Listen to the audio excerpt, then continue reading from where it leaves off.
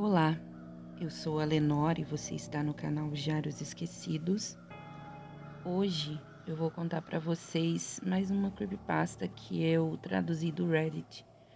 Todas as informações sobre essa creepy vão estar na descrição do vídeo. Eu espero que vocês gostem e, se puderem me ajudar, por favor, já deixe o seu like, faça um comentário e recomende o vídeo a alguém. Bem, vamos lá? O lugar de baixo. Eu não sei onde mais devo pôr essa informação. A imprensa e os repórteres em geral apenas riem de mim. Todos que conheço disseram que quero trollar com eles. Nos fóruns da internet as pessoas dizem que sou louco. Se posto algo, logo em seguida é apagado e percebo que os posts são deletados por algum usuário anônimo. Portanto, se você ouvir isso, faça-o com a mente aberta e guarde todas as informações antes que elas sumam novamente. Agora vou começar a minha história. Eu estava voltando da escola. Tinha nevado e as estradas estavam todas congeladas. Tão congeladas que um carro deslizou, bateu em um hidrante e houve um acidente. A polícia bloqueou a rua inteira, tentando evitar mais transtornos, e aquela era justamente a rua pela qual eu precisava passar. Vendo toda aquela comoção, resolvi pegar um atalho, o que não seria um grande problema, porque eu poderia passar por um caminho mais longo no parque. Esse parque em questão é bastante arborizado, com trilhas e outras opções de entretenimento. Ele fica próximo a uma grande montanha, muito utilizada por quem gosta de escalar. Porém, estávamos no inverno. Ninguém se aventura no meio da neve por motivos óbvios. Assim, com esses pensamentos, me vi passando sozinho pela trilha principal. Como a cidade era cercada por minas, havia várias cavernas e túneis que corriam por toda a montanha. Muitas dessas cavernas serviam como moradia para pessoas em situação de rua.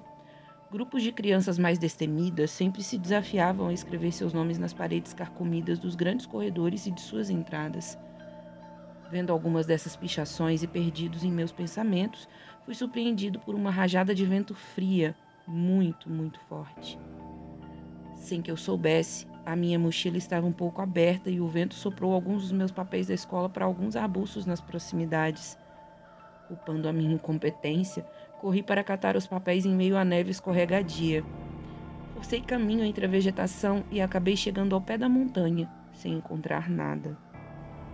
Na esperança de recuperar pelo menos meu dever de matemática, empurrei algumas plantas para o lado e acabei me deparando com uma pequena entrada de caverna. De início, fiquei hesitante em entrar, preocupado que algum mendigo que morasse ali se irritasse com minha presença. Mas logo percebi pela aparência que ninguém havia estado ali por muito tempo. As plantas ao redor da entrada não estavam quebradas ou amassadas e as trepadeiras formavam quase que uma rede que cobria parte da passagem. Esquecendo os papéis, já que com certeza minha professora não acreditaria na minha história de vento do além, decidi explorar a caverna. Como era inverno e os dias eram mais escuros, principalmente na volta para casa, eu tinha uma lanterna na mochila, a qual já havia me livrado de muitos apuros. Pensando nisso, entrei. A primeira coisa que notei foi o cheiro.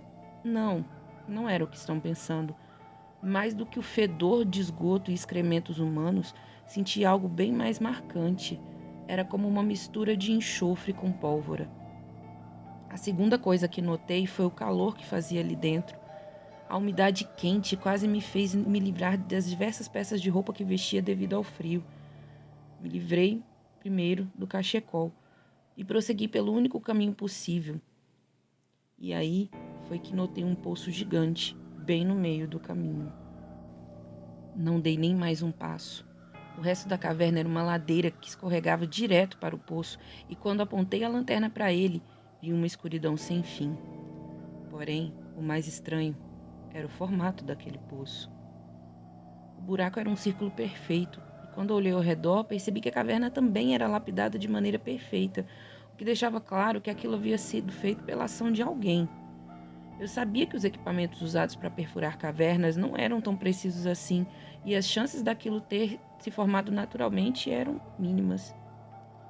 Perdido em meus pensamentos e mais distraído do que deveria, Apontei a lanterna outra vez para o poço e ela escorregou de minha mão, caindo nas profundezas daquele abismo.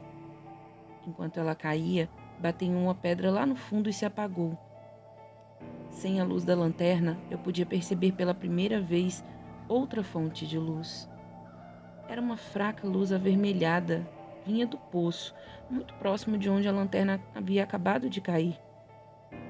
Totalmente espantado e hipnotizado e tentando ver melhor, acabei me distraindo. Meu pé escorregou e caí em cheio dentro do poço. Perdi os sentidos imediatamente, de forma que não me lembro sequer da queda. Quando acordei, estava na mais completa escuridão. Minha cabeça pulsava horrivelmente e eu estava todo machucado.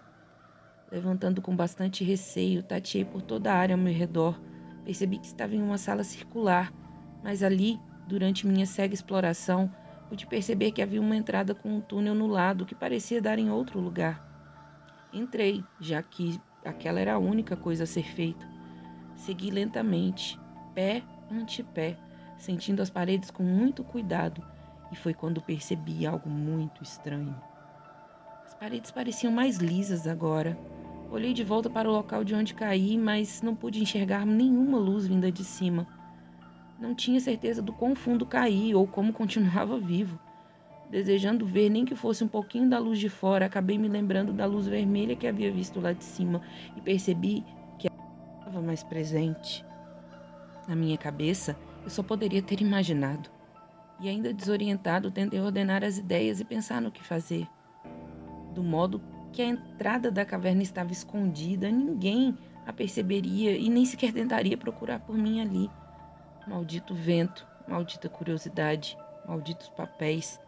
Eu me tornaria mais uma lenda urbana da cidade?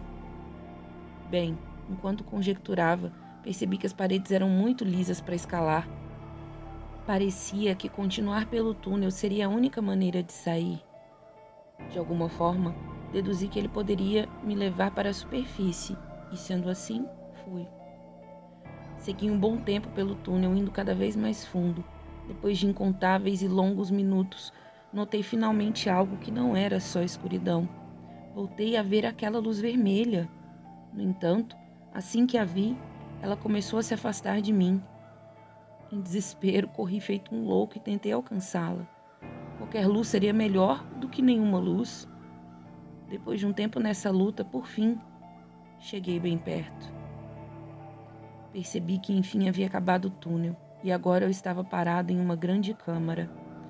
No centro havia uma pedra enorme, com facilmente mais de 2 metros de altura, e era dela que emanava aquela luz vermelha. Observando melhor o local, agora sob a parca luz vermelha, percebi que a câmara também tinha uma forma estranha. De fato, parecia mais uma cratera forrada com pedras de vários tamanhos e formatos, e olhando melhor para a pedra no centro, percebi que ela possuía uma textura muito diferente daquelas que estavam na parede e no chão. Parecia um meteoro ou o que eu achava que seria um. Mas como um meteoro poderia vir tão fundo? Será que ele havia caído na Terra há vários anos e de alguma forma acabou enterrado? E a pergunta ainda mais intrigante: o que estava criando aquela luz vermelha? Senti um medo repentino da pedra, que quase parecia estar viva e pulsante. A minha maldita curiosidade me levou a querer me aproximar. Foi então que cheguei perto o suficiente para tocá-la, mas recolhi a minha mão imediatamente. A pedra estava extremamente quente. Rodeando-a, percebi um pequeno buraco que levava para o seu interior. Ao espiar por ele, consegui ver um pedaço do que seria o núcleo daquela grande pedra. Eu estava maravilhado observando tudo aquilo, e foi então que algo em mim e perdi a consciência.